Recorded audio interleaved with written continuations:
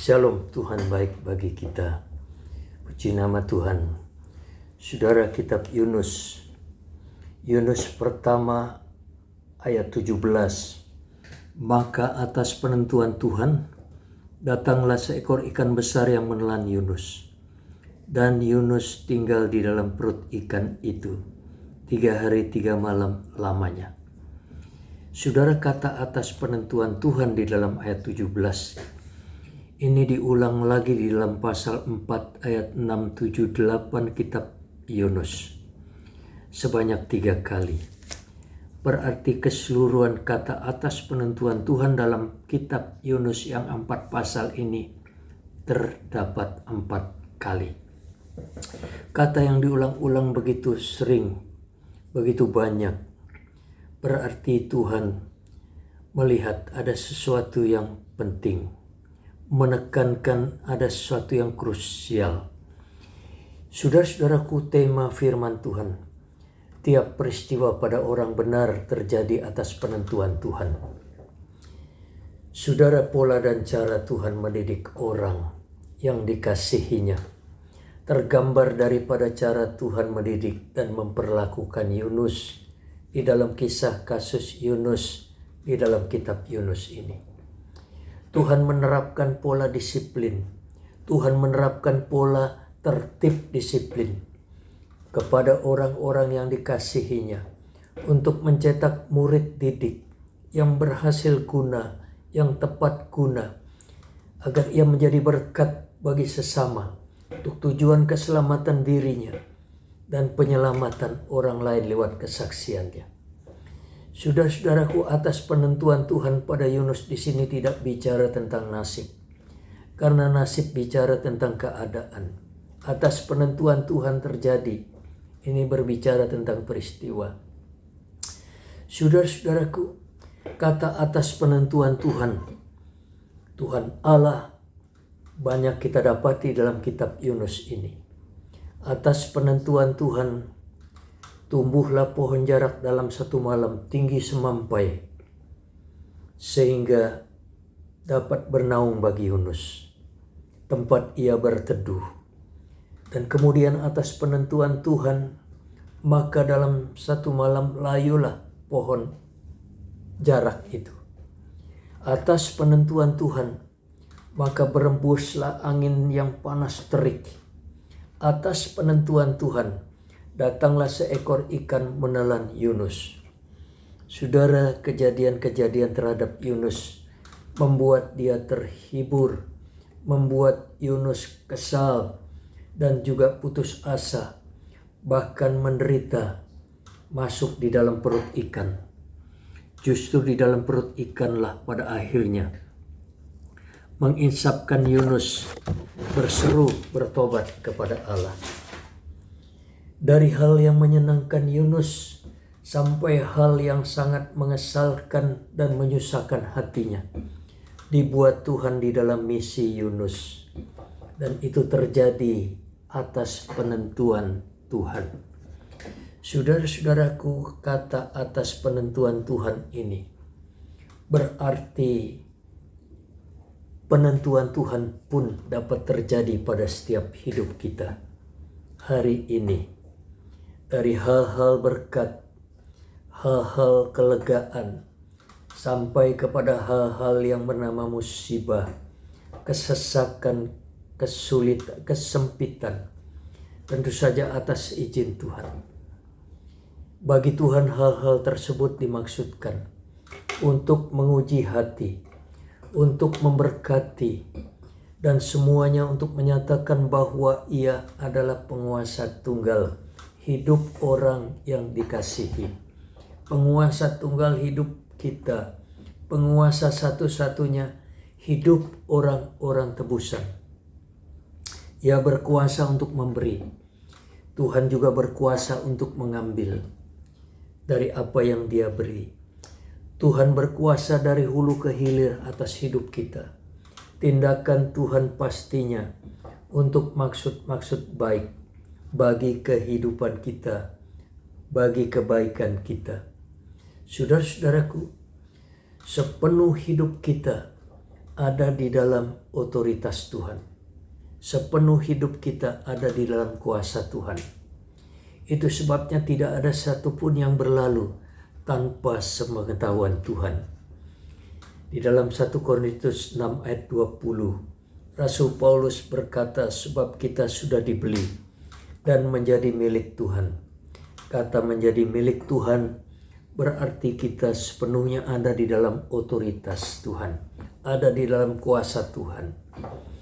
Kitab Roma 14 ayat 8 berkata, baik hidup ataupun mati kita adalah milik Tuhan. Itu sebabnya saudara-saudaraku, segala kejadian yang menyangkut diri kita sebagai orang yang percaya, pastinya, sejatinya bertujuan baik. Oleh karena rancangannya, jalannya yang menuntun kita dan bermuara pada akhirnya kepada hidup damai sejahtera. Saudara-saudaraku, meskipun proses perjalanan yang kita lalui, yang orang percaya lalui pada lembah kekelaman, begitu panjang dan lama. Saudara-saudaraku yang dikasihi Tuhan, di dalam kitab Yunus banyak sekali pembelajaran. Hari ini kita lihat ada lagi pembelajaran yang penting buat kita, bahwa Yunus hamba pilihannya yang khusus dan terpanggil, diutus untuk menyelamatkan banyak jiwa-jiwa di kota Niniwe yang besar itu. Saudaraku, kita belajar di sini bahwa Yunus, hamba Tuhan yang sudah jadi, sudah terbentuk, namun proses murid pada diri Yunus masih tetap terjadi, masih tetap berlangsung. Sebab itu siapapun kita, selamanya tetap di mata Tuhan adalah murid sejati. Kristus adalah Sang Maha Guru kita, Sang Maharabi sejati kita.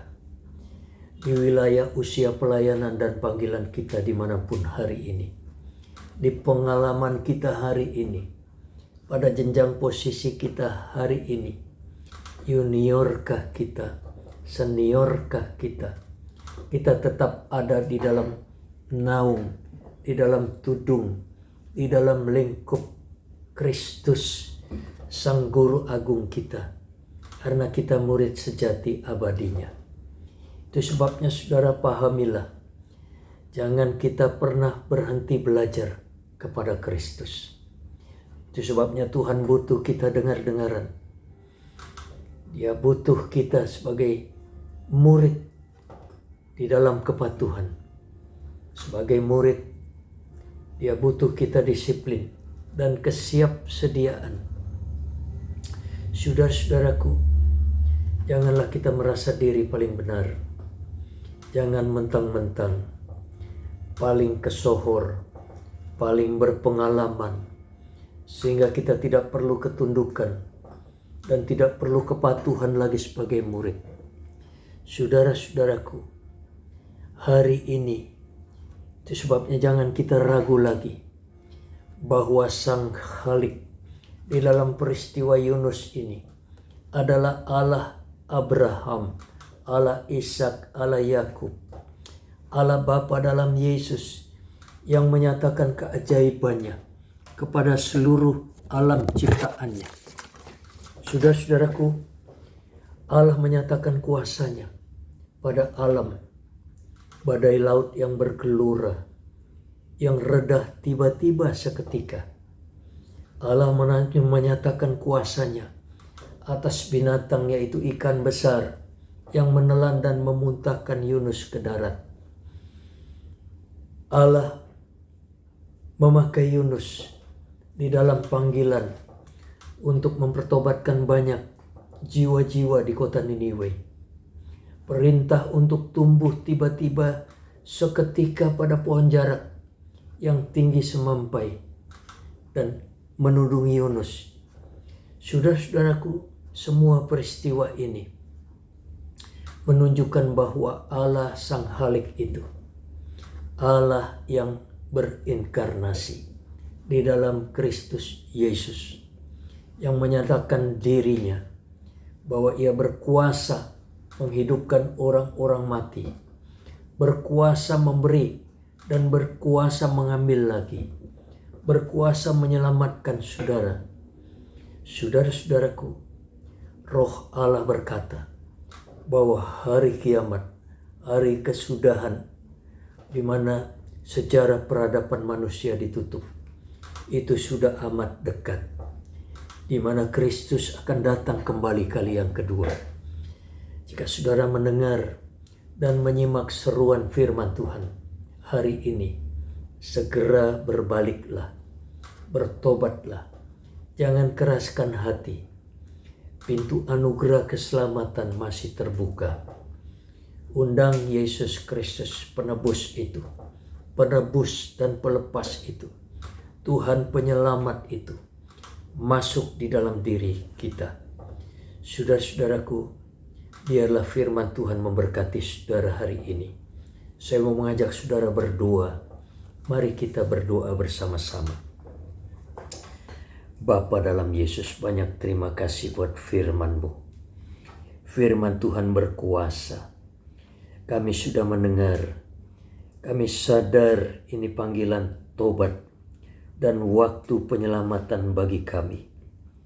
Terimalah kami sebagai pendosa yang hari ini menerima Engkau sebagai Tuhan dan Juru Selamat kami. Tuhan penebus pelepas kami. Ampuni dosa-dosa kami.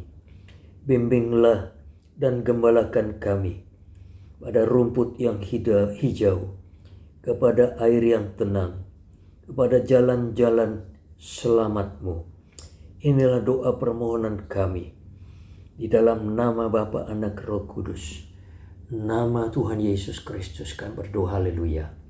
Amin. Puji nama Tuhan. Tuhan memberkati saudara semua. Haleluya.